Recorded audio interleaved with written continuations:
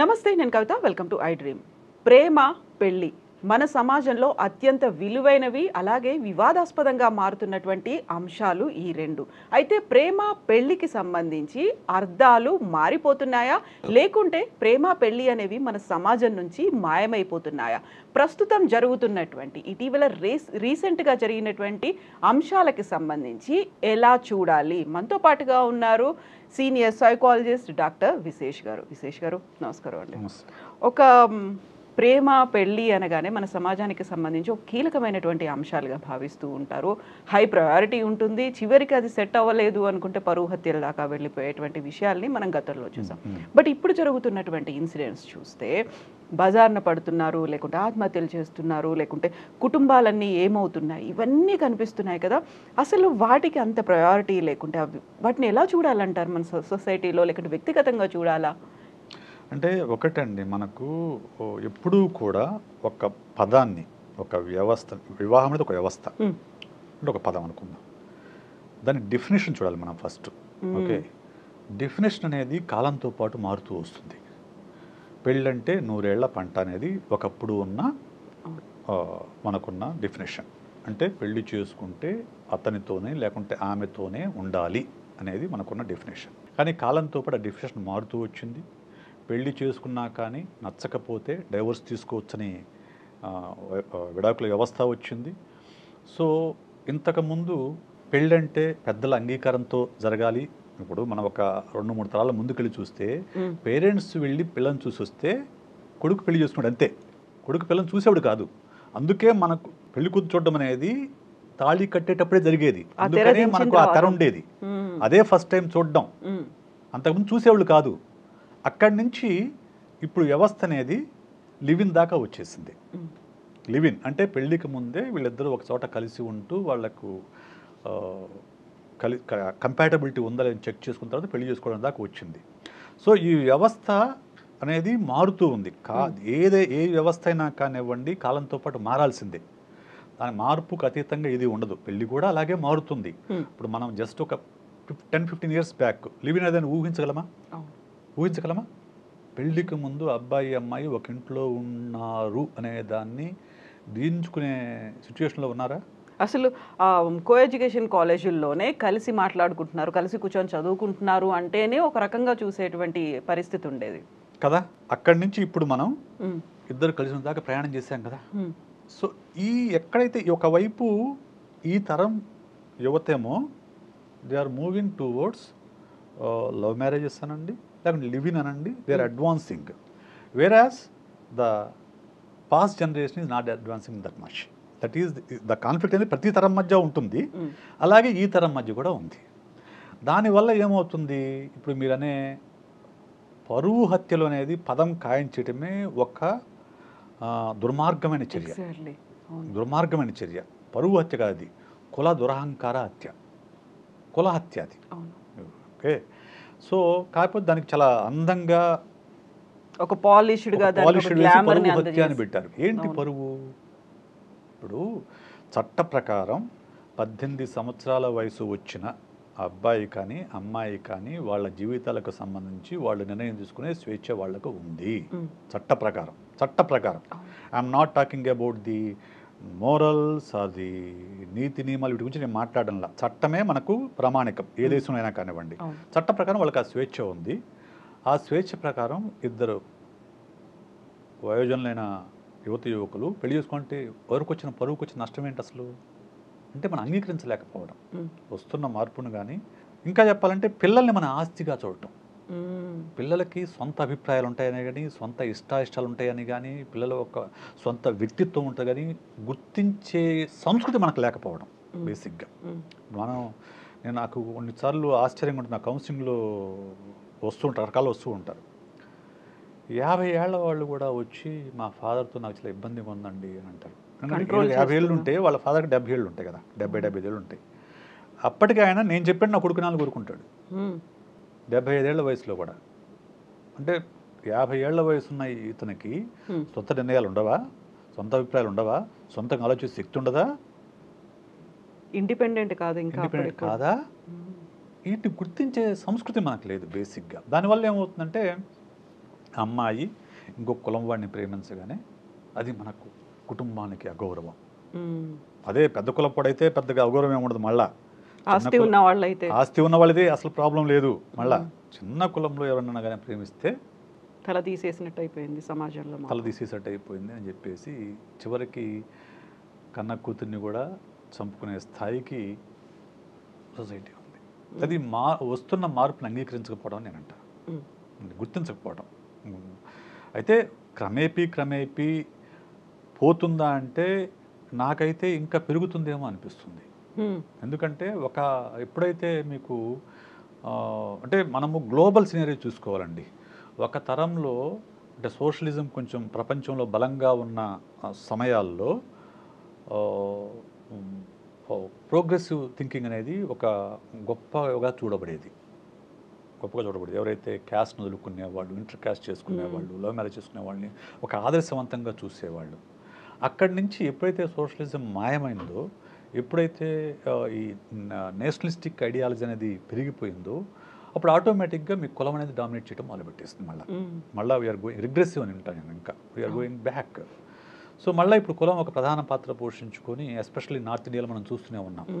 So కులం పేరిట హత్యలు చేయడం కానివ్వండి, అత్యాచారాలు చేయడం కానివ్వండి, ఇవన్నీ మనం చూస్తూనే ఉన్నాం. ఖాప్ పంచాయతీలు అంటారు, ఖాప్ పంచాయతీలు, ఇటువంటివన్నీ కూడా మనం చూస్తూనే ఉన్నాం. సౌత్లో ఇంకా అంత లేదు కానీ బట్ చెప్పలేం, పంచాయతీలు పెడుతూ ఉంటారు కదా ఊర్లలో. అది సౌత్లో మన తెలుగు రాష్ట్రాలు ఎక్కడో మారుమూల ప్రాంతాలు జరుగుతాయి కానీ పెద్దగా ప్రధానమైన పల్లెల్లో కూడా అట్లా జరగదండి. అది ఏం లేదు. సో అక్కడి నుంచి మనం మారినటువంటి సిచ్యువేషన్ని చూస్తే ఇప్పుడు ఎక్స్ట్రా మ్యారిటల్ అఫైర్స్ అనుకుంటున్నారు, అది కూడా ప్రేమించి పెళ్లి చేసుకున్నటువంటి కుటుంబాలు, భార్యాభర్తల తర్వాత వచ్చేటువంటి ఫర్దర్గా అది ఓన్లీ సాటిస్ఫాక్షన్ కోసమో లేకుంటే మనీ కోసమో కూడా కాదు, జస్ట్ ఒక ఎక్స్పీరియన్స్ కోసమో ఇంకో దానికి. మీరు ఓవరాల్గా ఇలాంటి నెంబర్ని ఎలా చూస్తున్నారు? గతంలో లేదా, ఉంది కదా అప్పుడు కూడా. సో నేను ఇంకోటి చెప్తానండి, ఎక్స్ట్రా మ్యారిటల్ అఫైర్స్ అనేవి భూమి పుట్టినప్పటి నుంచి ఉన్నాయండి. ఈరోజు కొత్తగా ఉన్నవి ఏం కాదు. ఓకే, మనం పుట్టినప్పటి నుంచి ఉన్నాయి. నేను చిన్నప్పుడు మా పల్లెటూరులో చాలా చూశాను, చాలా ఓపెన్గా డిస్కస్ చేసుకోవడం చూశాను. ఓకే, అయినా కానీ వాళ్ళు దాన్ని పెద్ద సీరియస్ తీసుకునేవాళ్ళు కాదు. అయితే అక్కడ అధికారం అనేది ఉండేది, డబ్బు అనేది ఉండేది, అది డామినేషన్ అనేది ఉండేది కాబట్టి ఒక రకంగా అది లొంగిపోవడమో లేకుంటే అది మాకెదురు లేదు కాన్ రిలేషన్స్ కూడా చూశాను నేను. ఓకే, అలా కాన్ రిలేషన్షిప్స్ కూడా నేను చూశాను మా ఊర్లో. ఓకే, అనుకుంది సర్లే సావని ఎట్టకొట్టి సావని అనుకునేవాళ్ళు అంతే. పట్టించుకోకపోయేవాళ్ళు, పట్టించుకునేవాళ్ళు కాదు వాళ్ళు. ఈవెన్ హస్బెండ్కి తెలిసినా కానీ హస్బెండ్ కూడా పట్టించుకునేవాడు కాదు. సెవరల్ రీజన్స్ ఏమైనా కావచ్చు. సో ఎక్స్ట్రా మెరిట్స్ అనేవి ఎప్పుడూ ఉంటాయండి, లేకుండా ఉండడం అనేది అంతకంటే అబద్ధం ఇంకోటి ఏది లేదు. ఓకే, అయితే అది ఎక్కడతో ఆగుతుంది అనేది క్వశ్చన్. ఒక మనిషి దగ్గర ఆగుతుందా, మల్టిపుల్ రిలేషన్స్ పెట్టుకుంటున్నారా, ఓకే అనేది క్వశ్చన్. ఇంకొకటి ఎక్స్ట్రా మెరిటల్ అఫైర్ పెట్టుకోవడం అనేది all the times it is not for the sex. అది చాలామందికి తెలియదు. ఏంటంటే ఎక్స్ట్రా మెరిటల్ అఫైర్ సెక్స్ కోసం అనుకుంటారు. నేను చూశాను, మా ఊర్లో నేను చూశాను, ఒక ఆవిడ చాలా చాలా అందంగా ఉంటుంది, చాలా అందంగా ఉంటుంది. ఓకే, కానీ హస్బెండ్ చాలా మామూలుగా ఉండే ఒక మనిషితో ఎక్స్ట్రా మెరిటల్ అఫైర్లో ఉండేవాడు. ఏమో చాలా అందంగా ఉంటుంది. మరి ఎందుకు? అందం అక్కడ క్రైటీరియా కాదు కదా. అందం అక్కడ క్రైటీరియా కాదు. ఎందుకు అని అంటే అక్కడ ఇంట్లో ఆమె డామినెన్స్ ఉండేది. ఓకే, ఆ డామినెన్స్ని అతను భరించాల్సి వచ్చేది తప్పనిసరి పరిస్థితుల్లో. కానీ భరించడం అతనికి ఇష్టం లేదు. తన డామినెన్స్ ఎక్కడో చోట చూపించాలి. ఆ డామినెన్స్ని చూపించడానికి ఇంకో మనిషి దొరికినప్పుడు ఇక్కడ తీరిన కోరికలు అక్కడ తీర్చుకుంటాడు. అలా అక్కడ ఆయన స్టిక్ అయిపోయాడు అక్కడ ఎక్స్ట్రా మ్యారిటల్ అఫైర్లో. కొంతమంది రకరకాల రీజన్స్, భార్యతో ఉండే ఇంటిమసీ లేకపోవడం.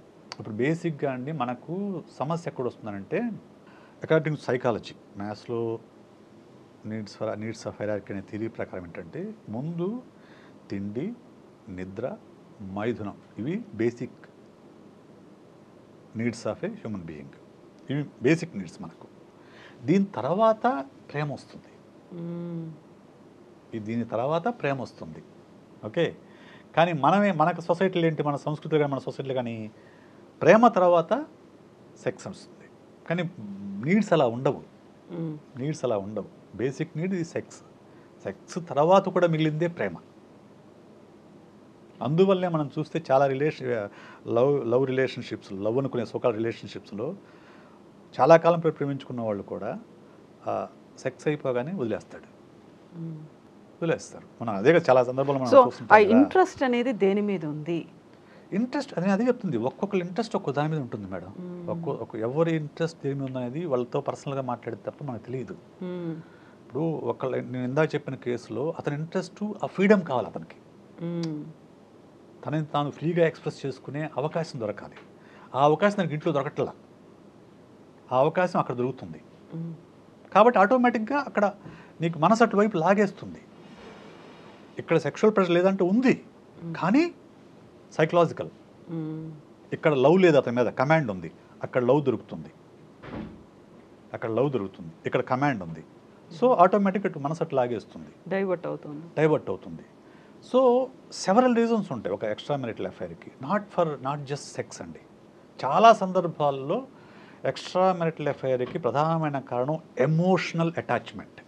అది మిస్ అవుతోంది. కాబట్టి జంటల మధ్య అంటే కపుల్ మధ్య సెక్షువల్ అంటే మనకు చాలామంది ఏమంటారంటే ఏది గొడవలు ఉన్నా కానీ పడగదిలో బాగుంటే అయిపోతుందిరా అనుకుంటారు, సెట్ అయిపోతుంది అంటారు. అది చాలా తప్పు అది. ఎందుకంటే సెక్స్ అనేది is a simple thing in between two individuals. Okay, it will be over in 10 minutes and more than that. But జంటని కలిపుంచేది ఎమోషనల్ ఇంటిమసీ, ఆ బాండింగ్ ఉండాలి. ఆ బాండింగ్ ఉన్నప్పుడు మాత్రమే జంట కూర్చొని మాట్లాడుకోగలుగుతారు. అప్పుడే వాళ్లకు బియాండ్ ది సెక్స్ ఒక బాండింగ్ ఏర్పడుతుంది. ఎప్పుడైతే ఈ ఎమోషనల్ ఇంటిమసీ మిస్ అవుతుందో అప్పుడు whether it is man or woman, they will look for someone else where they can express their emotions, where they can share their emotions, where they can have that intimacy. అక్కడ ఆటోమేటిక్గా FIR అనేది వస్తుంది. Extra marital FIR అంటే relationship అంటున్నాం. అవును కదా. అందువల్లనే మనము సుప్రీంకోర్టు కూడా ఏమంది ఈ మధ్యకాలంలో, ఒక వ్యక్తి ఇద్దరు అడల్ట్స్ కన్సెన్షువల్గా కనుక ఒక సెక్స్ చేస్తే అది that's not a crime. Consensual sex is not a crime. వాళ్ళు మ్యారేజ్లో ఉన్నా కానీ మీకు అది ఎనీ పార్ట్నర్కి నచ్చకపోతే యూ కెన్ టేక్ డైవర్స్. మనము ఇక్కడ మనం గుర్తుపెట్టుకోవాల్సింది కవిత గారు, నీతిని మోరల్స్ వేరు, లా వేరు, చట్టం వేరు. మోరల్స్ అనేవి ఇండివిజువల్ అండి. చాలామంది మోరల్స్ సోషల్ అన్నట్టు కానీ అయితే ఇండివిజువల్ అంట. ఎవరి మోరల్స్ వాడికే ఉంటాయి.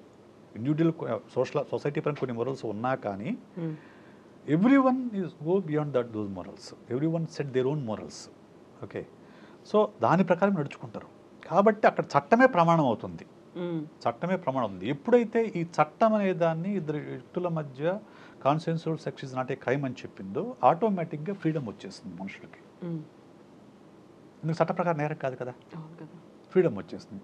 అందువల్ల ఏంటంటే they will have it more freely. అందువల్లనే ఈ మధ్యకాలంలో మనకి ఇలాంటి ఇన్సిడెంట్స్ అనేవి కనిపిస్తున్నాయి ఎక్కువ. అంతకుముందు లేవంటూ ఉన్నాయి కానీ అంతకుముందు రహస్యంగా ఉండేవి, ఇప్పుడు దీనివల్ల ఓపెన్గా కనిపిస్తున్నాయి. ఈ మధ్యకాలంలో వెరీ రీసెంట్గా జరిగినటువంటి 2 ఇన్సిడెంట్స్ వాళ్ళ సెలబ్రిటీలు అయినందువల్ల ఇంకా ఎక్కువ ప్రాముఖ్యత అనేది కనిపించింది. పవిత్ర అండ్ చందుకి సంబంధించి, ఆ తర్వాత మిస్ వైజాగ్ నక్షత్ర వాళ్ళ ఫ్యామిలీ సంబంధించి. సో అది ఎందుకు అంత ఎక్కువగా అట్రాక్ట్ అవుతుందా, అంత ఎక్కువ రప్చర్ అవుతుందా, లేకుంటే అంత ఎక్కువగా ప్రజల్ని ఇన్వాల్వ్ చేసేంతగా, ప్రజలు డిస్కస్ చేసుకునేంతగా, దాని మీద ఫోకస్ పెట్టేంతగా ఎందుకు అలా మారిపోతున్నాయి అన్నట్టు కూడా మార్చేస్తున్నానని చెప్తానండి. That is an issue between 2 individuals or 3 individuals, అంతే కదా. నక్షత్ర, ఆమె హస్బెండ్, ఇంకొక అమ్మాయి, వీళ్ళ ముగ్గురు మధ్య ఇష్యూ అది, అంతేనా. అవును. ఎప్పుడైతే వాళ్ళు కొంచెం సెలబ్రిటీ అయ్యారో దాన్ని ముఖ్యంగా channels and YouTube channels are making cash out of it. దాన్ని సెన్సేషనలైజ్ చేస్తున్నాయి. ఆమె దగ్గర మైక్ పెట్టి ఈమె దగ్గర మైక్ పెట్టి ఆమె ఇంటర్వ్యూ తీసుకొని ఇతను ఇంటర్వ్యూ తీసుకొని దాని మీద స్టోరీలు రన్ చేసి బ్యాంగులు వేసి బ్యాంగులు వేసి దాన్ని ఒక ఇష్యూగా క్రియేట్ చేసి రోజుల తరబడి స్టోరీలు రన్ చేసి they are making cash out of it అంతే. అందులో ఒక చాలా సెన్సిటివ్ ఇష్యూ చిన్న పిల్లల్ని కూడా డైరెక్ట్గా చూపించేసి వాళ్ళతో మాట్లాడించేసి కనీసం ఫేస్ని కవర్ చేయాలనేటువంటి ఒక జర్నలిజం ఎథిక్స్ని కూడా పట్టించుకోకపోవడం అనేది. జర్నలిజం అనేది ఉందని మీరు అనుకుంటున్నారా? ఇప్పుడు ఒకప్పుడు జర్నలిజం అనేది మీరు అన్నట్లు ఒక అత్యాచారం జరిగితే బాధితురాలి పేరు రాయకూడదు, ఫేస్ చూపించకూడదు, ఏ వివరాలు వెల్లడించకూడదు. ఇవన్నీ కూడా నేను జర్నలిజంలో ఉన్నప్పుడు కూడా మాకు జర్నలిజం స్కూల్లో నేర్పిన ఎథిక్స్. ఓకే, ఇప్పటికీ ప్రధాన మీడియాలో అవి కొంతవరకైనా పాటిస్తారు. కానీ యూట్యూబ్ ఛానల్స్ వచ్చిన తర్వాత యూట్యూబ్లో ఉన్న వాళ్ళు ఎవరికి జర్నలిస్టులు కారు, వాళ్ళు ఎవరికి జర్నలిజం ప్రిన్సిపల్స్ తెలియదు, లేకుంటే జర్నలిస్ట్ ఎలా ఉండాలో తెలియదు. వాళ్ళకి కావాల్సిన సెన్సేషన్ అంతే. సెన్సేషన్ కావాల్సింది లైక్స్, వ్యూస్, వ్యూ టైం. ఎంత నాన్ సెన్స్ ఉంటే, ఎంత న్యూ సెన్స్ ఉంటే అంత టైం పెరుగుతుంది, వాచ్ టైం పెరుగుతుంది. ఎంత వాచ్ టైం పెరిగితే వాళ్ళకి అంత డబ్బు వస్తుంది. అదొక్కటే క్రైటీరియా ఉంటుంది తప్ప సోషల్ రెస్పాన్సిబిలిటీ అనేది ఎక్కడ కూడా నాకు కనిపించట్లేదు. మోర్ ఓవర్ అటువంటి వాటికి ఎక్కువ వ్యూస్ వస్తున్నప్పుడు మిగతా ఛానల్స్ కూడా అనివార్యంగా అటువంటి వేయాల్సి వస్తుంది.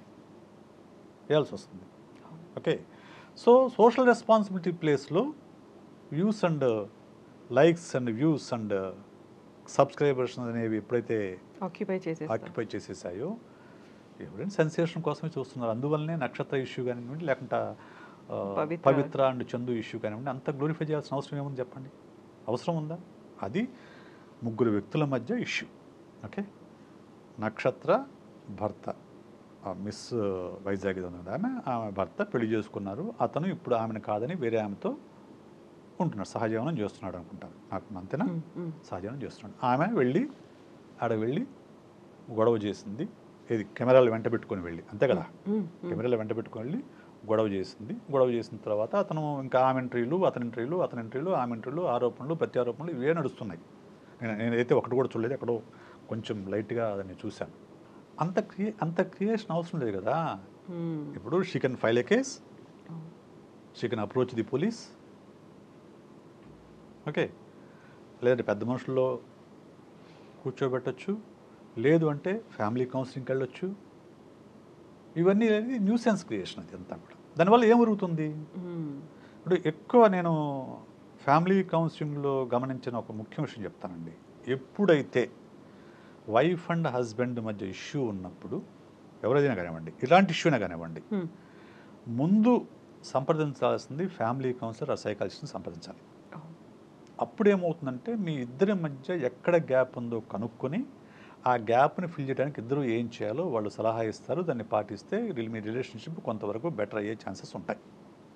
ఓకే, అలా కాకుండా ఎప్పుడైతే మీరు ఫ్యామిలీ మెంబర్స్ని ఇన్వాల్వ్ చేస్తారో, ఇద్దరి మధ్య ఫ్యామిలీ మెంబర్స్ ఇన్వాల్వ్ చేస్తారు, చిన్న గొడవ కాస్త పెద్దదవుతుంది. ఎందుకు?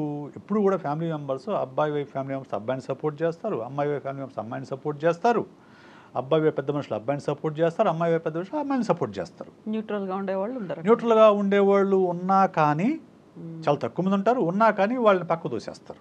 సో ఈ గొడవ పెద్దదవుతుంది. ఇక ఎప్పుడైతే మీడియా ముందుకో పోలీస్ స్టేషన్కో వెళ్ళి కేసు ఫైల్ చేస్తారో ఇంకా అది ఆ రిలేషన్షిప్ అతుక్కునే అవకాశాలు అసలు ఉండవండి. బియాండ్ అయిపోతుంది. ఎందుకంటే ఇంకేం జరుగుతుంది? ఇంకేం చర్చా వేదికలు అయిపోతాయి. మీడియా ముందు పెట్టేసింది, ఇంకేంటి ఆమెతో నేను కలిసి ఉండేది, లేకపోతే నన్ను పోలీస్ స్టేషన్ లాగింది, ఇంకేంటి దాంతో నేను కలిసి ఉండేది అని చెప్పేసి ఒక ఈగో వచ్చేస్తుంది, ఈగో క్లాషెస్ వచ్చేస్తాయి. ఇంకా అక్కడ తర్వాత అది మళ్ళీ కలవడం అనేది చాలా కష్టమైన విషయం. నేను అందుకని చెప్పేది ఏంటంటే, ఇప్పుడు మీరు పోలీస్ స్టేషన్కి వెళ్ళినా, కేసులు ఫైల్ చేసినా, ఏది చేసినా కానీ మిమ్మల్ని పంపించేది ఫ్యామిలీ కౌన్సిలింగ్కే. ఏది చేసినా ఫస్ట్ ఆ కపుల్ని ఫ్యామిలీ కౌన్సిలింగ్ పంపిస్తారు. కోర్టు కూడా ఫ్యామిలీ కౌన్సిలింగ్ ముందు పంపిస్తుంది. కాబట్టి కోర్టు ద్వారా ఫ్యామిలీ కౌన్సిలింగ్కి వెళ్ళి అక్కడ దాకా రప్చర్ చేసుకునే ముందు ఫ్యామిలీ కౌన్సిలింగ్కి వెళ్ళండి. ఫ్యామిలీ కౌన్సిలింగ్కి వెళ్తే మీకు కొంత బెటర్ రిజల్ట్స్ వచ్చే ఛాన్సెస్ ఉంటాయని చెప్తాను. సో ఇప్పుడు పవిత్ర మిస్ నక్షత్ర అండ్ హస్బెండ్ గొడవ ఉంది, ఇద్దరి మధ్య గ్యాప్ ఉంది. అతను రకరకాల పలువురు యువతులతో సంబంధం ఉందని ఆమె ఆరోపిస్తుంది. అతను ఏదో ఫిల్మ్ ప్రొడక్షన్లో పేరు పెట్టుకొని అతను యువతులతో సంబంధాలు పెట్టుకుంటున్నాడు అనేది ఉంది. ఇక్కడ అర్థం చేసుకోవాల్సింది ఒకటి ఉందండి. మనము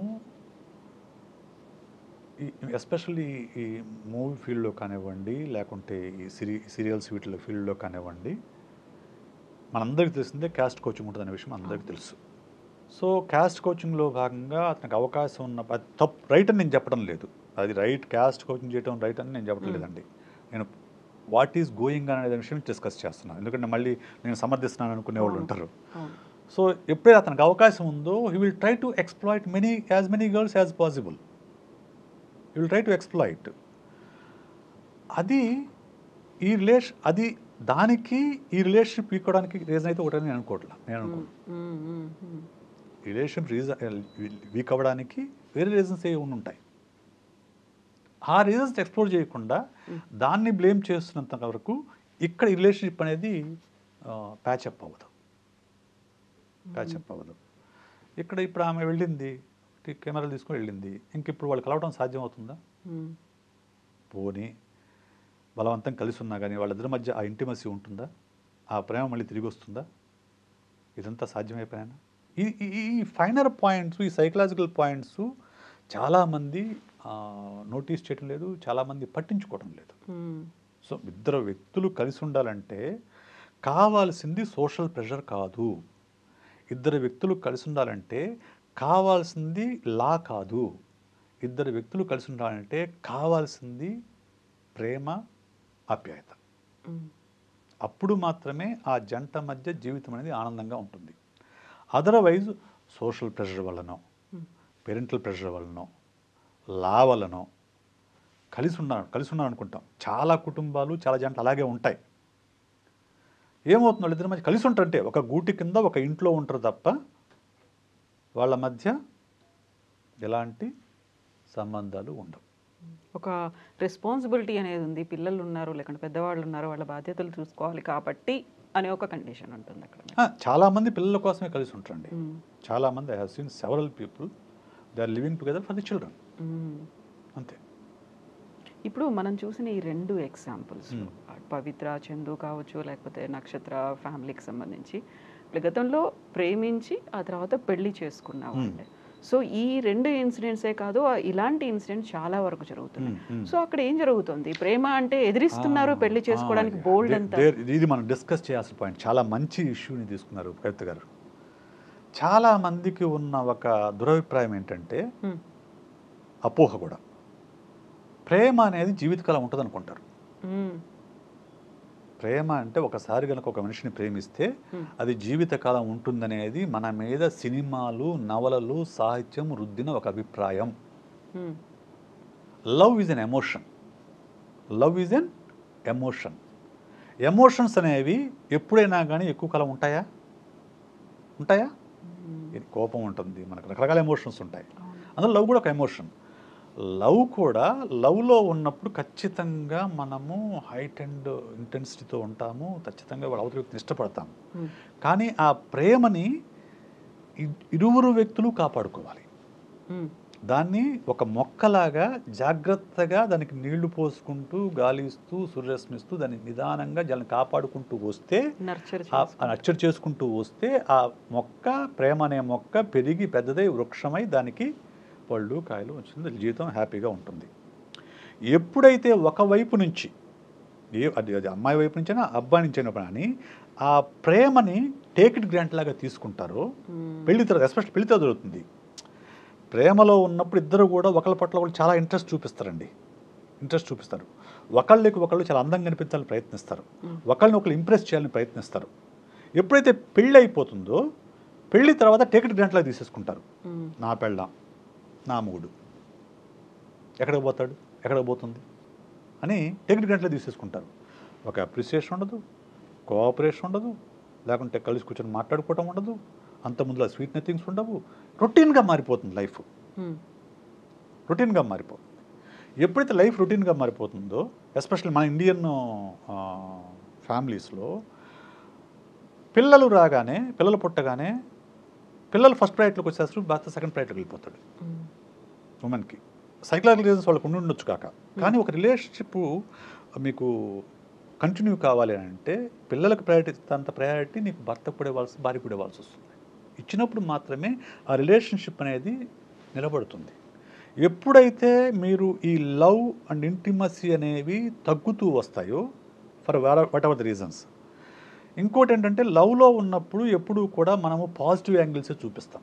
ఎవరైనా కానివ్వండి, అబ్బాయి అయినా అమ్మాయి అయినా కానివ్వండి, మహిళైనా పురుషుడైనా.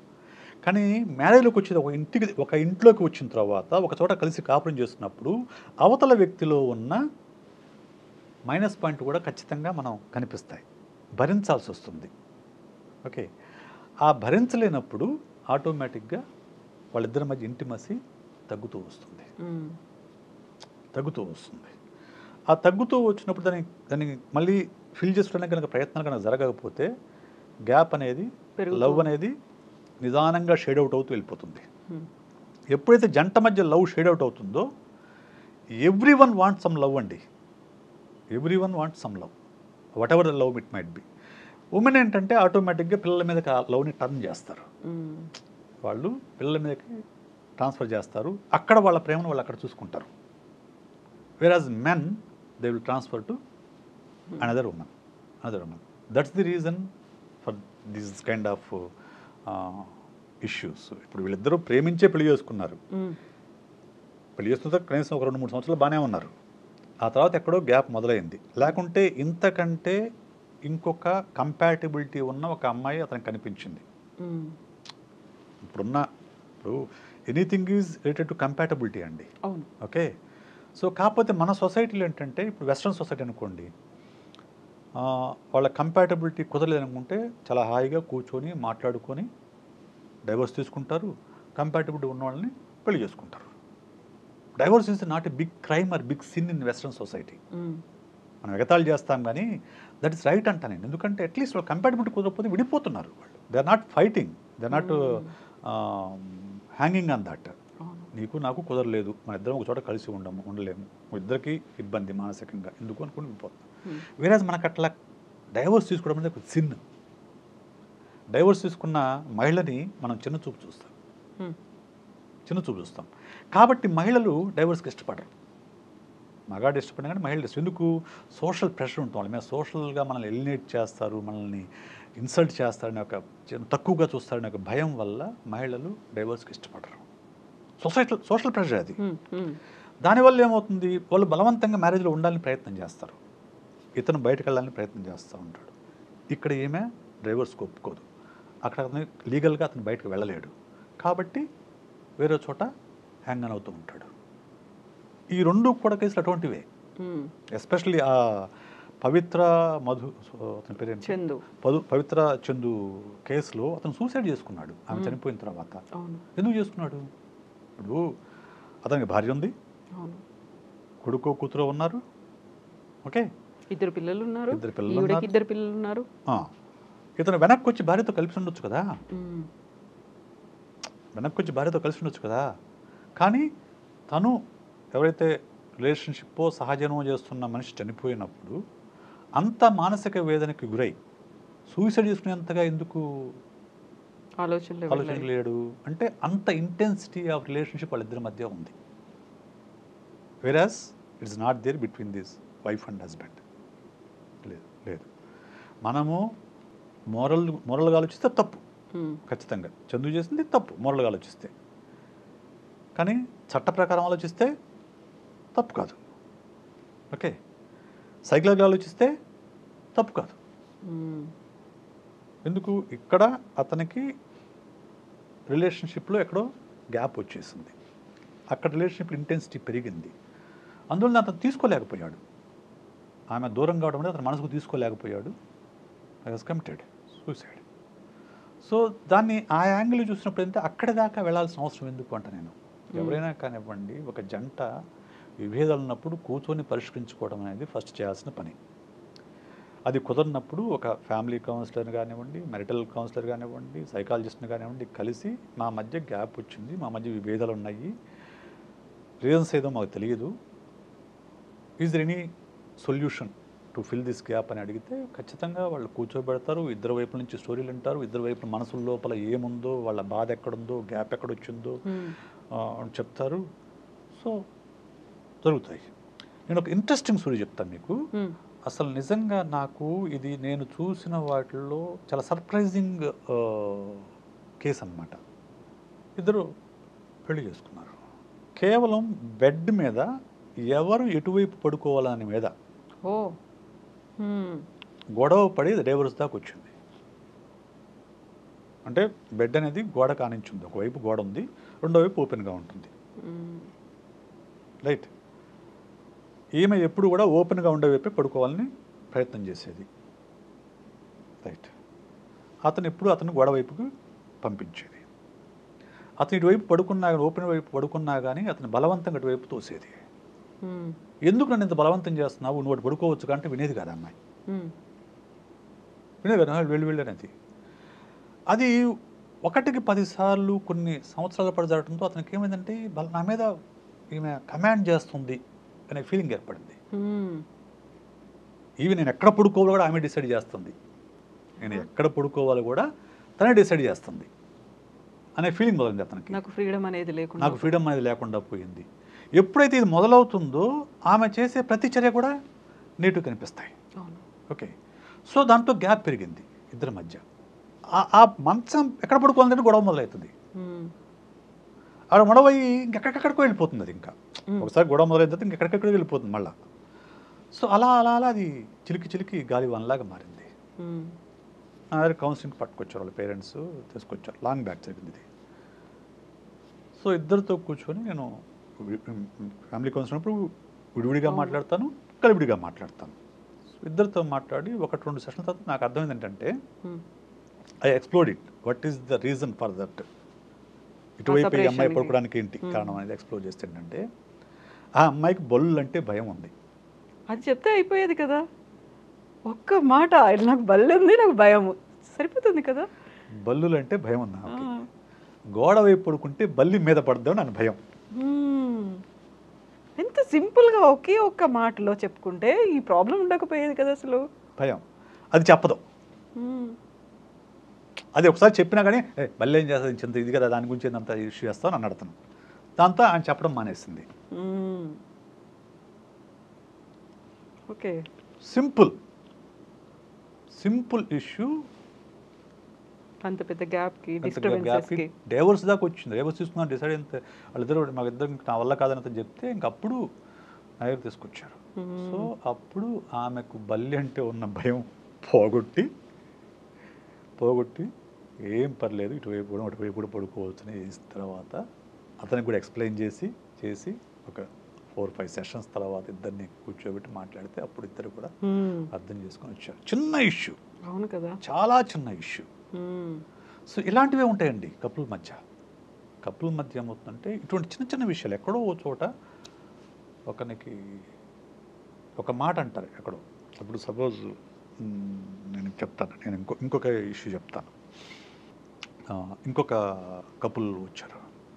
అతను బాగా చాలా చాలా ప్రేమగా ఆప్యాయంగానే ఉండేవాళ్ళు వాళ్ళు. ఆమె ఒకరోజు అతన్ని నువ్వు పెద్ద దొంగ అబ్బా, చాలా పెద్ద దొంగ అంటే అతను ఇంకోసారి మనకు ఏదో చెప్పాడు. ఆమె ఆ పదం చాలా తరచుగా వాడుతూ ఉండేది. అది వాడిన ప్రతిసారి అతను గొడవ పడేవాడు. నేను దొంగలా కనిపిస్తున్నానా ఇంకో దగ్గర అని చెప్పేసి. That single word created a gap between them. ఎందుకనంటే ఆమె నేను ఏమన్నాను, నేను సరదాగా అన్నాను అంటది ఆమె. నేను సరదాగా నువ్వు ఎందుకు సీరియస్ తీసుకుంటావు అంటాడు. సరదాగా అయితే దొంగ అంటావా నన్ను? అలా ఎందుకు దొంగ ఏంటి? ఏం దొంగతనం చేశాను నేను? మీ ఇంట్లోకి వచ్చి మీ సొమ్ము దొంగతనం చేశానా? నీ ఆశయం తీసుకున్నానా? ఏంటా పదం? ఇట్లా కొంచెం అతను టోను. నేను సరదాగా అన్నాను. సరదా ఏంటి సరదా? దొంగ అంటాం సరదానా?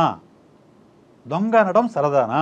ఎవరికా సరదా, ఎందుకోసం అనే దగ్గర అట్లా ఉండేదన్నమాట argument. So when they came for counselling I explored మన కౌన్సిలింగ్ చెప్పి కేస్ మొత్తం తీసుకుంటాం కదా. ఏంటంటే అతను స్కూల్ డేస్లో హాస్టల్లో ఉన్నప్పుడు అతనిపైన దొంగని ముద్ర వేసి పనిష్మెంట్ ఇచ్చారు. ఓ ఫ్లాష్ బ్యాక్లో అవన్నీ గుర్తొస్తున్నాయి. దొంగని పనిష్మెంట్ ఇచ్చాడు. సో ఇతను దొంగ అనే పదం విన్నప్పుడు ఆ ఫ్లాష్ బ్యాక్ గుర్తొస్తుంది. ట్రిగర్ అయిపోతాడు అతను. ట్రిగర్ అవుతాడు అంతే. He can't control his emotion, his can't control his voice. ఎవరైనా పర్లేదు అలాంటి రియాక్షన్ వచ్చేస్తుంది ఇంకా. ఎవరన్నా కానీ ఆ పదం అంటే అసలు అంతే ఫైర్ అయిపోతాడు. సో గ్యాప్ ఏమో కూడా అనకుండా ఉండొచ్చు, ఏమో టీజింగ్ అనుకుంటుంది. సో ఇటువంటి చాలా రీజన్స్ ఉంటాయండి. ఒక కపుల్ మధ్య గ్యాప్ రావడానికి పెద్ద పెద్ద కారణాలు అవసరం లేదు. నేను అది చెప్తుంది, పెద్ద పెద్ద కారణాలు అవసరం లేదు. ఇద్దరు మంచివాళ్ళు అయ్యే ఉండొచ్చు, ఇద్దరు మంచివాళ్ళు మంచి లక్షణాలు ఉన్నా కానీ వాళ్ళిద్దరి మధ్య గ్యాప్ ఏర్పడడానికి చిన్న చిన్న కారణాలు చాలు. అవతల వాళ్ళ ప్రపంచం ఎలాంటిది అంటే పార్ట్నర్ యొక్క ప్రపంచం ఎలాంటిది, ఆయన దేనికి, అతను లేకుండా ఆమె దేన్ని ఇష్టపడతారు, దేనికి అఫెండ్ అవుతారు, దేనికి ఎమోషన్ అవుతారు, దేనికి ట్రిగ్గర్ అవుతారు అనే విషయం తెలియకపోతే చిన్న చిన్న విషయాలు పెద్ద పెద్ద గ్యాప్స్ క్రియేట్ చేస్తాయి. అయితే ఇప్పుడు వస్తున్నటువంటి ఈ ఇన్సిడెంట్స్ ఇవన్నీ చూసిన తర్వాత, ఇన్ని రకాల ఎగ్జాంపుల్స్ చూసిన తర్వాత నిర్వచనం మారిపోయిందా అనేది ఒకటైతే అసలు వీటికి అర్థాలే లేవా అనేది ఒకటి, మాయమైపోయాయా సమాజంలో ఈ ప్రేమ పెళ్ళి అనేది కూడా? అంటే ప్రేమ పెళ్ళి మాయమవుతున్నాయని అన్న కానీ వాటి యొక్క స్వరూపం అయితే ఖచ్చితంగా మారుతుందండి. మారుతుంది అంతే, మారాలి కూడా, మారకుండా ఉండే సమస్య లేదు. చేంజ్ ఈజ్ ఇన్విటబుల్ అంటారు కదా. Change is inevitable. ఓకే, మనము ఈరోజు 5 రోజుల పెళ్ళి నుంచి ఓకే ఒకరోజు హాఫ్ డే మ్యారేజ్కి వచ్చేసాము, అక్కడి నుంచి లవ్ మ్యారేజ్కి వచ్చేసాము, అక్కడి నుంచి స్టేజ్ మ్యారేజ్కి వచ్చేసాము, ఇప్పుడు లివింగ్లోకి వచ్చేసాము. అందులో మళ్ళీ ఇప్పుడు ప్రెస్టీజ్ అనుకునే వాళ్ళు మళ్ళీ 5 రోజుల పెళ్లిలకు కూడా వెళ్ళిపోయేవాళ్ళు. అది ఓకే, వెళ్ళచ్చు, షో ఆఫ్ అండి, అది షో ఆఫ్. అది 5 రోజులు పెళ్లి చేసినది షో ఆఫ్ చేసుకోవడం కోసం తప్ప దానివల్ల పెళ్ళి నిలబడవు. ఉండే కొద్దీ మీకు లివిన్లే పెరుగుతాయి తప్ప, ఓకే, ఉండే కొద్దీ లివిన్స్ ఖచ్చితంగా పెరుగుతాయి అంతే తప్ప మీరు వెనక్కి మళ్ళీ వెళ్ళరు. ఎప్పుడూ కూడా సొసైటీ కానివ్వండి, కల్చర్ కానివ్వండి ముందుకు ప్రోగ్రెస్ అవుతుంది తప్ప వెనక్కి కాదండి. వెనక్కి అంత లాగాలని ప్రయత్నం చేసినా కానీ కొన్నిసార్లు వెనక్కి వెళ్ళిన అనిపించవచ్చు, కానీ ఎప్పుడూ కూడా any culture or society always move forward. మార్పులు ఖచ్చితంగా జరుగుతాయి. పెళ్ళి మాయమవుతుంది కానీ స్వరూపం అయితే ఖచ్చితంగా మారుతుంది. ప్రేమ మాయమవ్వదు కానీ ప్రేమను అర్థం చేసుకునే విధానం మారుతుంది. ప్రేమ అంటే శాశ్వతం కాదు అనే విషయం అర్థం చేసుకుంటే ఆ ప్రేమను కాపాడుకోవటం కోసం జంటలో ఉన్న ఇద్దరూ కూడా కలిసి పని చేసుకోవాలి, కాపాడుకోవాలనే స్పృహ ఉంటే ఖచ్చితంగా లవ్ అనే బంధం నిలబడుతుంది. లేకుంటే అది గ్రాడ్యువల్గా ఫేడ్ అవుట్ అవుతుంది. ఈ విషయాన్ని గుర్తిస్తే ప్రేమించుకొని పెళ్లి చేసుకున్న పెళ్ళిళ్ళే నిలబడతాయి, పెళ్లి చేసుకొని ప్రేమించుకున్న పెళ్ళిళ్ళే నిలబడతాయి. ఇది అర్థం కానప్పుడు అది నువ్వు ప్రేమించి పెళ్లి చేసుకున్నా, పెళ్లి చేసుకుని ప్రేమించినా అవి ఎక్కువ కాలం నిలబడవు. నిలబడినా కానీ అది parental pressure, social pressure, society కోసమో పిల్లల కోసమో కలిసి ఉండటమే అవుతుంది తప్ప వాళ్ళిద్దరి కోసం కలిసి ఉండటం కాదు. ఇప్పుడు కలిసి కూర్చొని మాట్లాడుకుంటే ఆ కమ్యూనికేషన్ గ్యాప్ అనేది కనుక తొలగించుకుంటే ఉన్నటువంటి ప్రాబ్లం ఏది అనేది సాల్వ్ అవుతుంది, లేకుంటే దాన్ని ఓవర్కమ్ అవ్వడానికి ఏం చేయొచ్చు అనేటువంటి ఫర్దర్ స్టెప్స్ తీసుకుంటారు. సో ఆ రీజన్ ఏంటి? ఎదుటి వ్యక్తి మీద అట్రాక్షన్ తగ్గిందా, లేకుంటే ఈ వ్యక్తి మీద అట్రాక్షన్ పెరిగిందా? ఇవన్నీ కూడా సెకండరీ అయిపోతాయి. ఇంకా open communication and trust are the main points in relationship అండి. ఒకళ్ళ మీద ట్రస్ట్ ఉండడం ఒకటి, ఓపెన్ కమ్యూనికేషన్ ఉండాలి. ఓపెన్ కమ్యూనికేషన్ లేకపోతే ఖచ్చితంగా రిలేషన్షిప్స్ అనేవి రిలేషన్షిప్ యొక్క ఇంటెన్సిటీ అనేది తగ్గుతుంది. ప్రధానంగా ఇప్పుడు ఈ జనరేషన్ ఏమైందంటే పర్సనల్ స్పేస్ అనేది పెరిగింది. మొబైల్ ఫోన్ వచ్చిన తర్వాత నా మొబైల్ ఫోన్ టచ్ చేయడానికి నువ్వెవడు, నా మొబైల్ ఫోన్ టచ్ చేయడానికి నువ్వెవరు అనే దగ్గర నీకు ఓపెన్ కమ్యూనికేషన్ ఎక్కడ ఉంది? ఓపెన్ కమ్యూనికేషన్ లేదు కదా. ఒకటి అక్కడేముండాలి, ఇద్దరు జంటలో ఉన్న ఇద్దరు కూడా ఒకళ్ళ యొక్క పర్సనల్ స్పేస్ని ఒకళ్ళు రెస్పెక్ట్ ఇవ్వడం అనేదన్నా ఉండాలి. కనీసం రెస్పెక్ట్ చేయడం, బాగా ఇద్దరి మధ్య ఇంటిమసీ ఉంటే ఒకళ్ళ మొబైల్ ఒకళ్ళు తీసుకొని ఓపెన్ చేసుకొని చూసుకోవచ్చు. లేదు, అంత ఇంటిమసీ లేదు, నీకు నీ పర్సనల్ స్పేస్ ఇంపార్టెంట్ అనుకుంటున్నావు అనుకోండి, నువ్వు కూడా అవతల వాళ్ళ పర్సనల్ స్పేస్కి అంతే ఇంపార్టెన్స్, ప్రయారిటీ ఇవ్వాలి, దాన్ని రెస్పెక్ట్ ఇవ్వాలి. లేదు, నీ మొబైల్ మాత్రం నేను చూస్తాను, నా మొబైల్ మాత్రం నువ్వు చూడకూడదని అంటే మాత్రం గొడవలు వస్తాయి. సో కాబట్టి ఈ నెక్స్ట్ జనరేషన్ అంటే ఈ జెన్ జెడ్ జెన్ ఆల్ఫా అంటాము, 2010 తర్వాత పుట్టిన జనరేషను, 2000 నుంచి 2010 మధ్య పుట్టిన జనరేషన్ ఏవైతే ఉన్నాయో ఈ జనరేషన్స్లో ఎక్కువ లివ్ ఇన్లే ఉంటాయండి. ఆర్ లవ్ మ్యారేజెస్ ఉంటాయి, ఇద్దరు ఇష్టపడి చేసుకునే మ్యారేజెస్ ఉంటాయి. ఒకవేళ అరేంజ్ మ్యారేజ్ ఉన్నా కానీ ఇటువంటి సమస్యలు ఎక్కువ పెరుగుతాయి, ఖచ్చితంగా పెరుగుతాయి. ఎస్ విశేష్ గారు, థ్యాంక్ యూ సో మచ్ అండి. మనం మాట్లాడుకోవడానికి ఇంకా బోల్డ్ అనే విషయాలు కూడా ఉన్నాయి. థ్యాంక్ యూ అండి.